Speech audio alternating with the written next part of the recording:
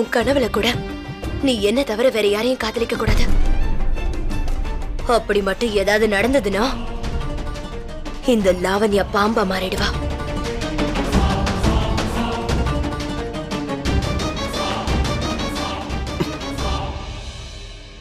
ட்ரெஸ்ஸை ரெடி பண்ணிட்டு எனக்கு ஃபோன் பண்ணு. இங்க பாரு, அடுத்த தடவை சமைக்கும் போது உப்பு கம்மியா போடு. என்கிட்ட நீ உண்மையை சொல்லாம போறல்ல, நானே அவளை கண்டுபிடிக்கிறேன்.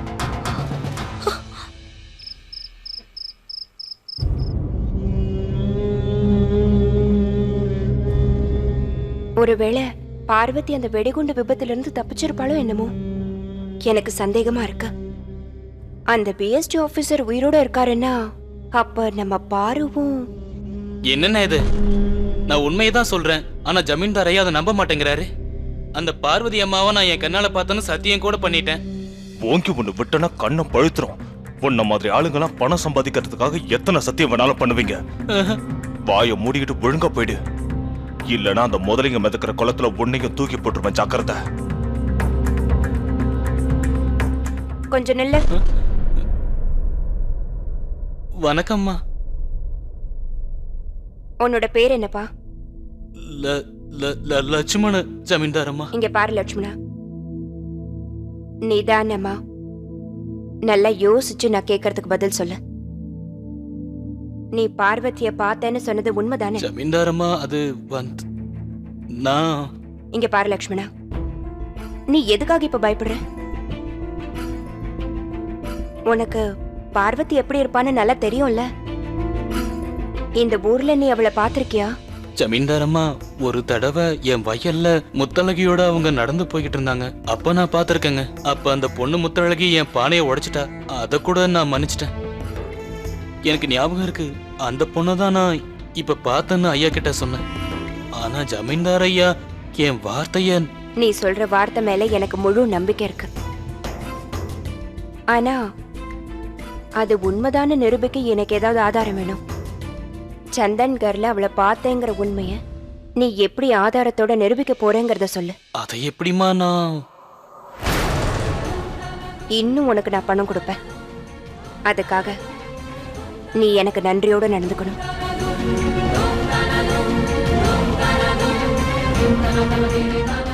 இப்ப இந்த விஷயம் நம்ம 2 பேரை தவிர வேற யாருக்கும் தெரியக்கூடாது. காதும் காதும் வச்ச மாதிரி செஞ்சு முடிக்கிறேன். அப்படியே சேரமா.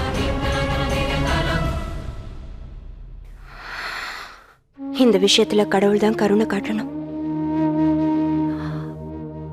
பார்வதி உயிரோட இருக்கான்னு இங்க இருக்கிறவங்களுக்கு நிரூபணமாகணும்.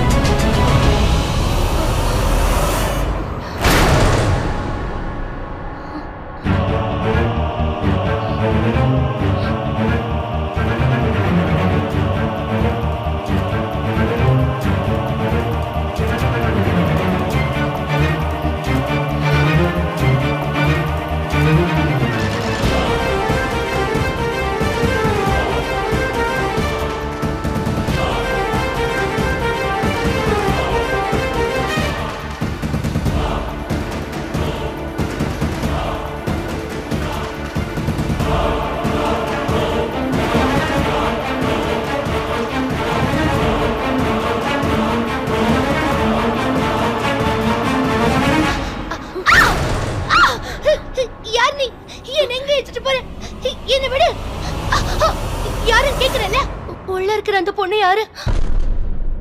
நீ யாருன்னு சொல்லு. எதுக்காக என் அனுமதி இல்லாம உள்ள வந்த? ருத்ரா, அது வந்து இவ. ஹை, ருத்ரா அண்ணா நீங்களா? நம்பவே முடியல. எப்படி என்ன இருக்கீங்க? நான் யாருன்னு உங்களுக்கு அடையாளம் தெரியல. நான் சுனிதா. உங்க நெத்தியில அடிபட்டுச்சு, அந்த தழும்பு கூட இன்னும் அப்படியே இருக்கு. சின்ன வயசுல சமீர் அண்ணா கூட ஸ்கூல்ல சண்டை போட்டீங்களே, மறந்துடுச்சா? அண்டா காக்கசம் அபுகாவுக்கும் திருந்திடு சீசே. இப்ப ஞாபகம் வந்திருக்கு உங்களுக்கு. நீங்க வேணா பாருங்க, இந்த தழும்பு கூட என் மந்தத்துல மறைஞ்சு போயிடலாம். அதற்கிட்டோனா இந்த கயிறு எதுக்கு ஏன் கட்டி வச்சிருக்கீங்க? கோபமா வேற இருக்கீங்க? அது போகட்டும், உள்ள யார் இருக்காங்க? உள்ள யாரும் இல்ல. நீங்க இருந்து போ. இல்லனா உன்னை போன்னு சொன்னேன்.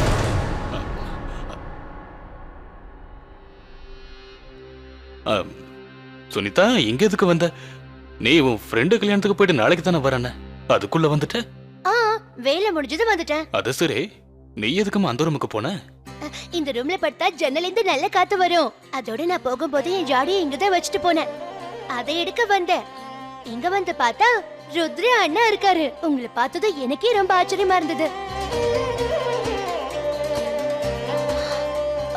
உள்ள போய் என் ஜாடியை எடுத்துக்கலாமா?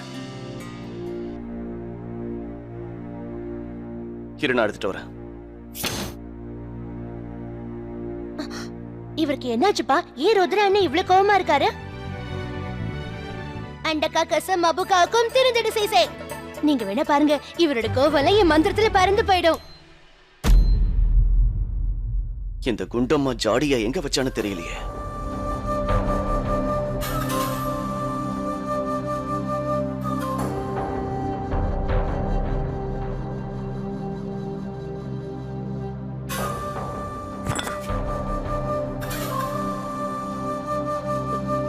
இதுவா?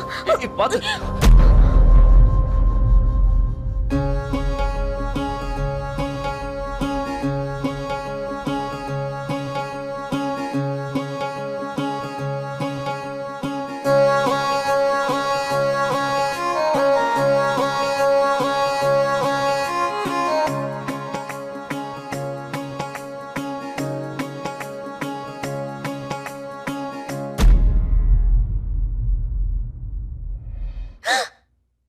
ஹாய், என் ஜாடி கிடைச்சிருச்சு. உங்களுக்கு ரொம்ப நன்றிண்ணா. உங்க சிரிப்பு எங்க போச்சு? அதையும் இந்த ரூம்ல தொலைச்சிட்டு வந்துட்டீங்களே என்ன? நீங்க சிரிக்கலன்னு நான் சிரிக்கிறேன்.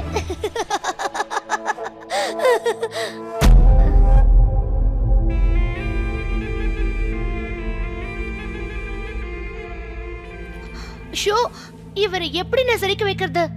அதெல்லாம் அப்புறமா சொல்றேன். நாளைக்கு காலைல பூஜை இருக்குல்ல, போய் சீக்கிரம் தூங்கு. வா.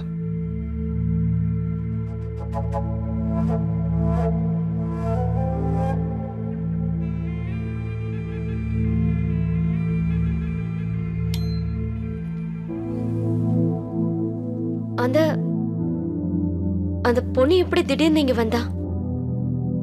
பாவம், அந்த பொண்ணு ரொம்ப பயந்து போயிட்டான்னு நினைக்கிறேன். அதெல்லாம் ஒண்ணும் இல்ல.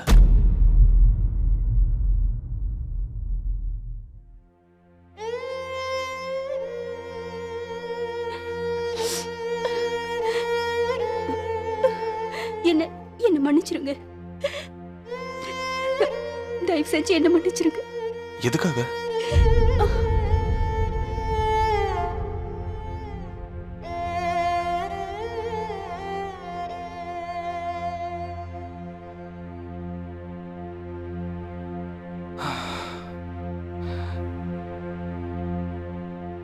அந்த கடவுளோட ஆசீர்வாதத்தால 3 வாரத்துல இந்த வேலை நல்லபடியா முடியணும்.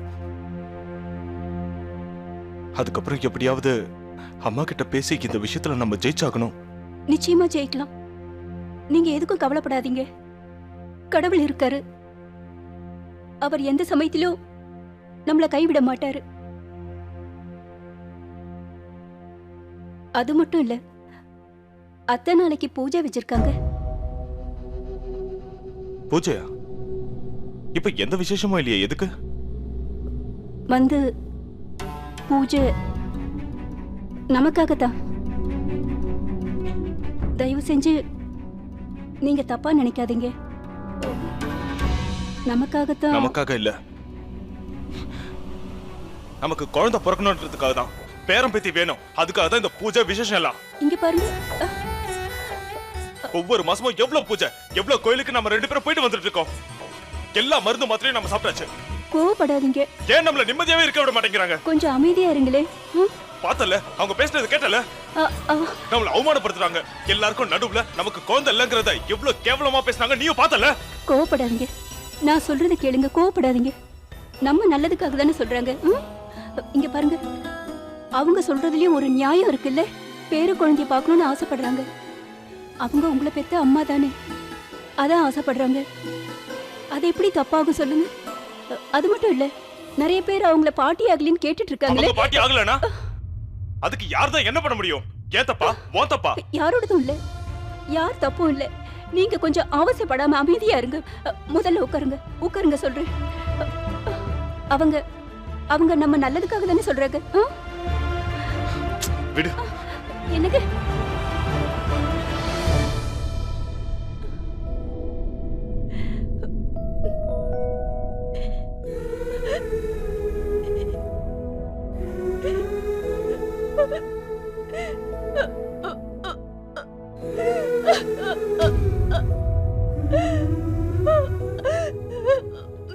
இங்க பாருங்க, நான் உங்களுக்கு வாக்கு கொடுத்துட்டேன். உயிரை விட என் வாக்க நான் மதிக்கிறவன். நீங்க 3 மாசம் சொல்றீங்க, நான் 6 மாசம் கேக்குறேன். 6 மாசமே ரொம்ப கம்மி தான். இது நீங்க நினைக்கிற மாதிரி இல்ல. என் அம்மாவை இதுக்கு சம்மதிக்க வைக்கிறது அவ்வளவு சுலபம் இல்ல. அவங்க ஒத்துக்க மாட்டாங்க. இல்ல, விஷயம் வெளியில வரல. இங்க பாருங்க, நான் வலை விரிச்சிட்டு தான் இருக்கேன்.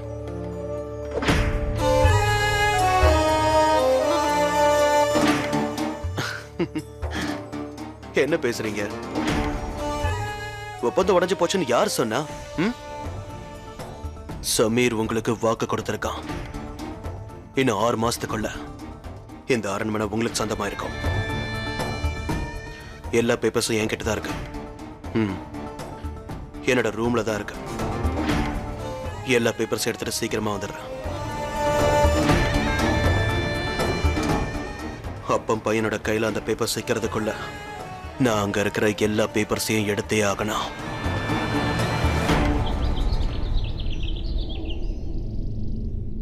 என் உடம்பு மட்டும் நல்லா இருந்ததுன்னா இந்த வேலையெல்லாம் செய்யறதுக்கு கொஞ்சம் கூட அச்சப்பட மாட்டேன்.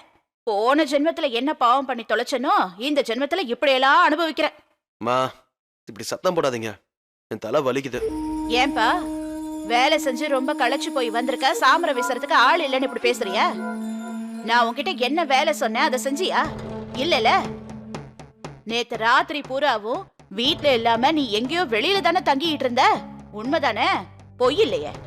இப்ப கூட 1/2 மணி நேரத்துக்கு முன்னாடி போய் பண்டிதரை கூட்டிட்டு வான்னு சொன்னல, கூட்டிட்டு வந்தியா?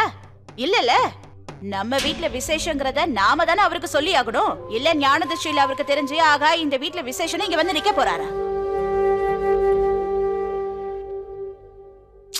மைதிலி அத்தே, நெய்ய கொண்டு வர சொன்னனே, இன்னும் என்ன பண்ணிட்டு இருக்க? சீக்கிரம் கொண்டு வா. நெய்ய வீட்டுல தான் வச்சிருக்கியா, இல்ல உங்க அம்மா வீட்டுல கொண்டு போய் அதை குடுத்துட்டு வந்துட்டியா? நான் போய் பண்டிதரை கூட்டிட்டு வரேன். கொஞ்சம் நில்லுடா. அத்தை, நெய் கொண்டு வந்திருக்கேன். சீக்கிரமா போய் இவனுக்கு ஒரு டீ போட்டு கொண்டு வா. சரிங்க அத்தை.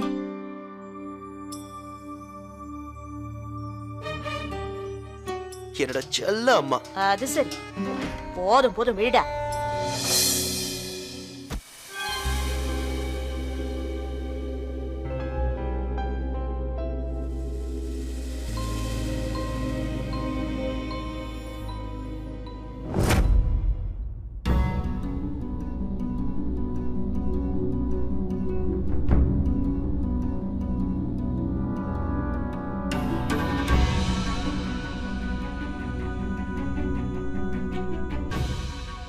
மறுபடியும் அங்க என்ன பண்ணிட்டு இருக்க?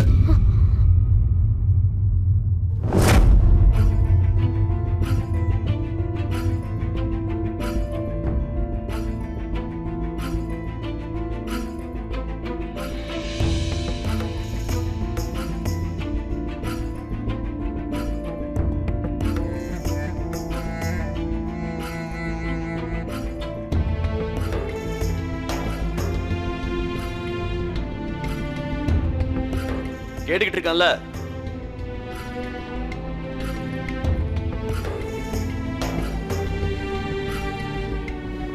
வந்து என் துணி அதான் எடு கொஞ்சம் தள்ளு.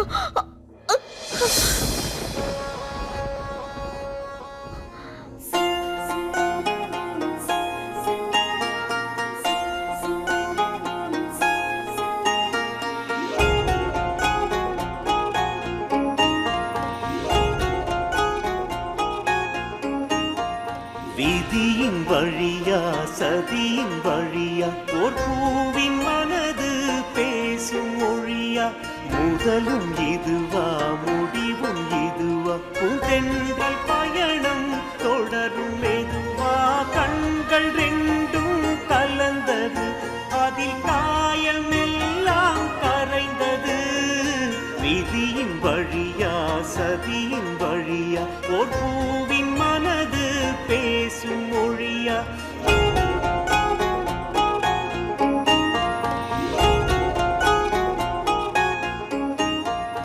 என்ன மாயம் என்ன மாயம் காயமெல்லாம் மெல்ல தேயும் வண்ண கோலம் கண்கள் தானே நெஞ்சின் பாலம். அது என் ட்ரெஸ் மாட்டிக்கிச்சு.